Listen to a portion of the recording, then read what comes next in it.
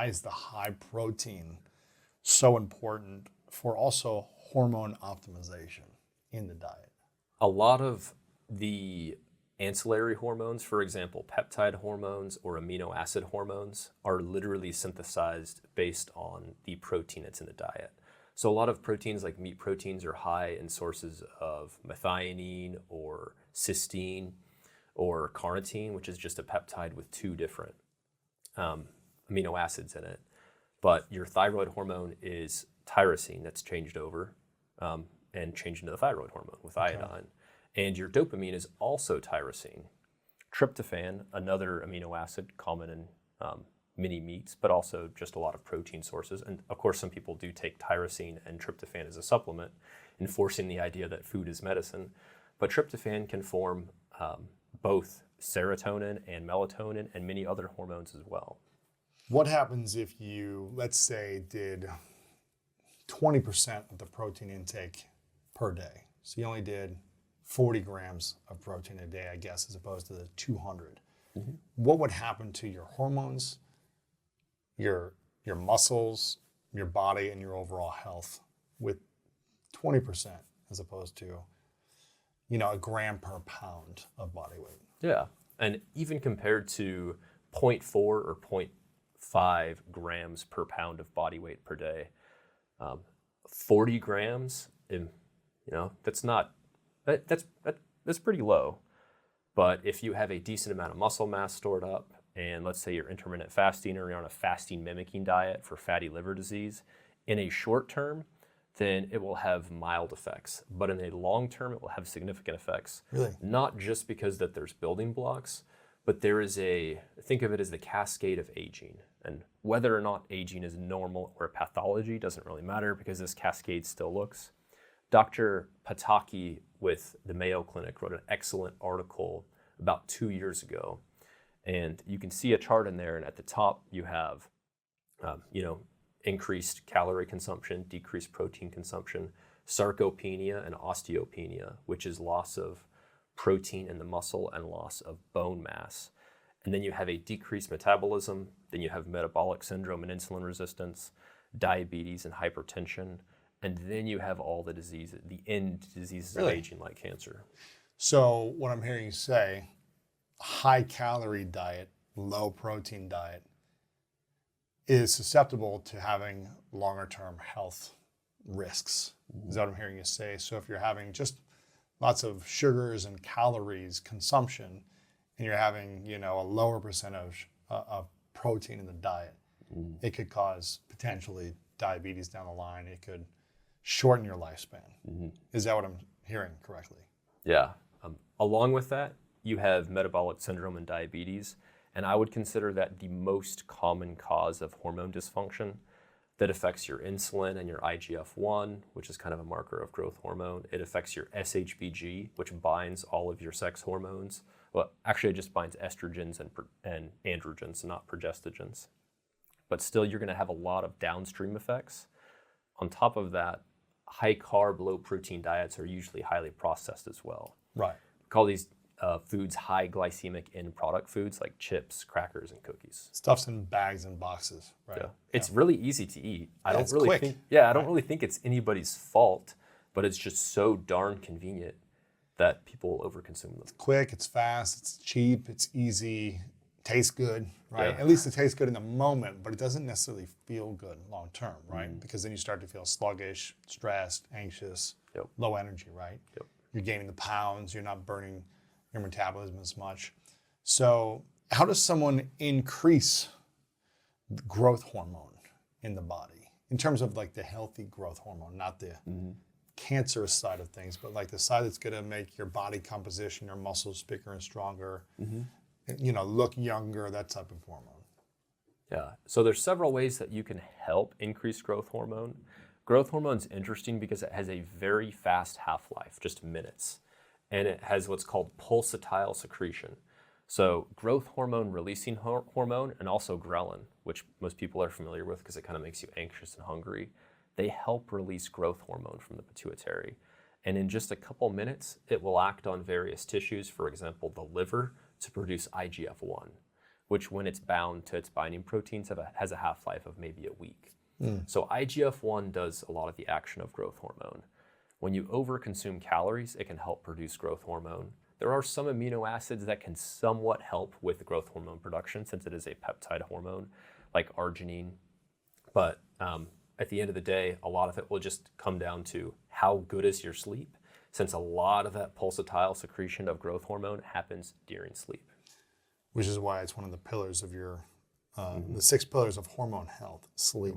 How much sleep are you trying to get a night on average?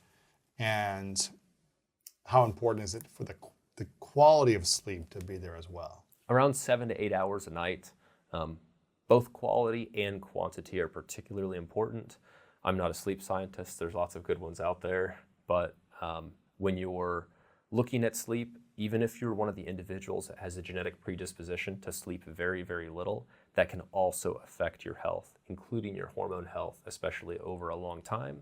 And it is somewhat possible to stockpile sleep. I know some biometric wearables even have like, this is your stockpiled sleep, which is kind of cool, but you can't really ever truly catch up on sleep. Right, yeah. Sean Stevenson, who talks about like sleep debt is a real thing and you can never really pay off the debt. Correct. You can kind of get back to a standard of where you are now and try to optimize from there, but it's like if you do 20 years of sleeping very little, it's going to be, you can't really recover that, right? It's going to be hard.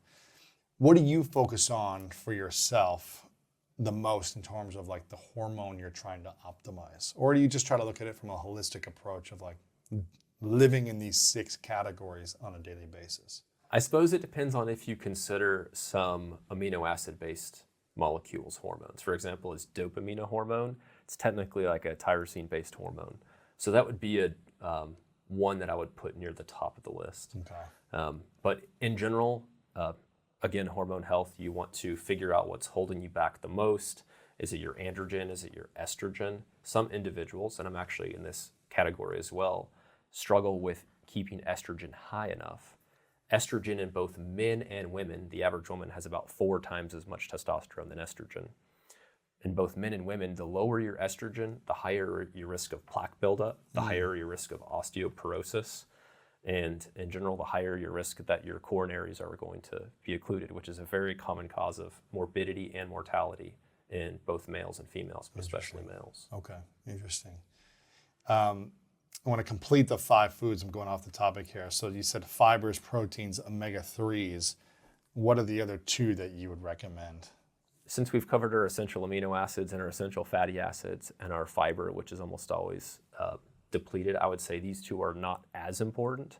But for me, I would put timing of carbohydrates or perhaps lack of carbohydrates. In the morning, I like to not eat too many carbohydrates because I feel that insulin spike and glucose spike and drop down. Some people can be very insulin sensitive and be more prone to this. And also it can cause what's called alkaline tide, where your stomach acid produces extra pH, but a lot of foods can cause this as well. So timing of nutrients, and then if you are more insulin sensitive or your insulin runs very low, insulin is a particularly anabolic hormone. So timing that for a meal before a workout or even after a workout can be helpful. Okay. So I would say that would be number 4. And then number 5, I would say avoidance of alcohol. So if you drink alcohol, a very small amount is not going to, there's not an alcohol debt like there is sleep debt that I know of. But even in moderate amounts, it can be harmful for your health in the long run and somewhat in the short run as well. Yeah. So trying to limit that to, I'd say, for the average person, 2 to 3 times per month. Gotcha. So timing of carbs, can you break that down first for me? When would you prescribe the optimal time to eat and consume carbs for the average person versus maybe someone who trains every day really hard, 5-6 days a week in an intense workout? What's the difference? The average person, you can parse them out throughout the day as desired. For the elite athlete, and there's been many studies done on this, of course, as there are studies done on everything, but there's been pretty good studies looking at the correlation between the amount of carbs consumed and cyclists with their, I believe, their total finishing time. And this was a very long cycling event, hours throughout the day. An endurance event, yeah. And there is a statistically significant correlation where If you're a cyclist that is a faster cyclist, better I suppose, but a faster cyclist, you do consume a higher amount of carbs throughout, before, during, and after the event. Interesting. What if you're just training, for yourself? What is your timed restriction of carbs? When do you eat them? Do you eat them before workout, after workout? Do you fast in the morning and work out? How does that work? Just for convenience, I exercise before I eat in the morning.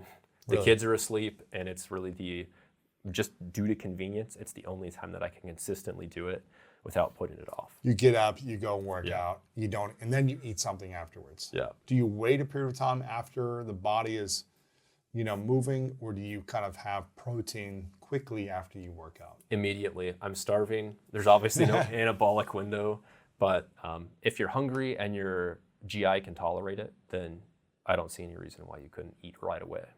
Gotcha. So eat right away. What happens if you delay eating protein an hour, 2 hours after a pretty intense workout, whether it be a cardio intensity or a muscle building intensity?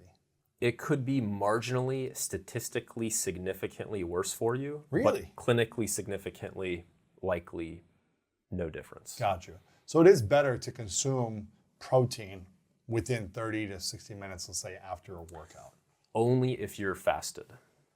If for a you long time. fasted for 12 to 16 hours. Correct. If you haven't fasted for, let's say you do your workout in the afternoon, you've had a meal or two beforehand, you do it at 5 o'clock. I would say there's no statistically significant benefit or clinically significant benefit. Of eating quickly or waiting longer to eat afterwards. Yeah. Gotcha. It's a good example of something that could be statistically significant in a lab where you can see adaptations or changes. Perhaps you're studying mice usually. Sure. But it's not really applicable clinically because there's so many confounding variables. So much going on. Often they're just scared and they have a terminal diagnosis and they've been given days to weeks to live. Oh, man. And they want to figure out, everything I've done in my whole life.